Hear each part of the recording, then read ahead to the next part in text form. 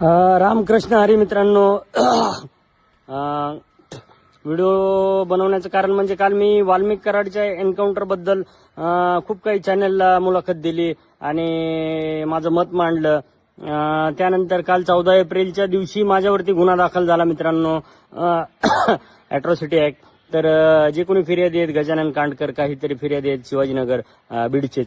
तर त्यांची पहिल्यांदा तर माफी मागतो, त्यांच्या भावना दुखावल्या असतील त्यांच्या समाजाच्या. तर मी ते बोलण्याच्या ओघात बोललो असेल, ते अजून बघितला नाही मी व्हिडिओ कुठं बोललोय ते, आणि जाणीवपूर्वक किंवा उद्देशपूर्वक मी बोललो नाही मित्रांनो. आणि काल मी इंटरव्ह्यू देताना खूप चॅनलला सांगितलं की काय म्हणतात त्याला, ताकाला जाऊन गाडगाला पोहण्याचा प्रयत्न केला. परंतु मित्रांनो, एन्काउंटर कुणी करण्याचा प्रयत्न केला आणि कुणी केला स्पष्टच सांगतो. आज असाही गुन्हा दाखल झालाय. ते धनंजय मुंडेंनाच नको होते वाल्मिक कराड, कारण त्यांची काही अंडी पिल्ली ते बाहेर काढणार होते आणि त्यांचा संबंध आला असता 302 मध्ये आणि आज ते आरोपी झाले असते, किंवा होणारही नाहीत कदाचित.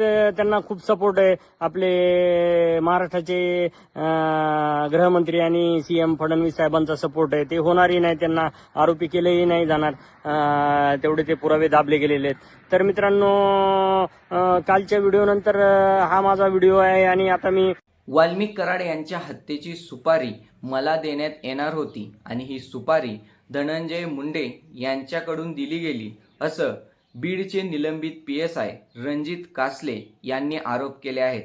बीड मत्साजोगचे सरपंच संतोष देशमुख यांच्या हत्येनंतर सध्या वाल्मिक कराड यांच्यासह आरोपी जेलमध्ये आहेत आणि याच वाल्मिक कराडच्या हत्येची सुपारी मला देण्यात येणार होती, असं रणजित कासले यांनी म्हटले.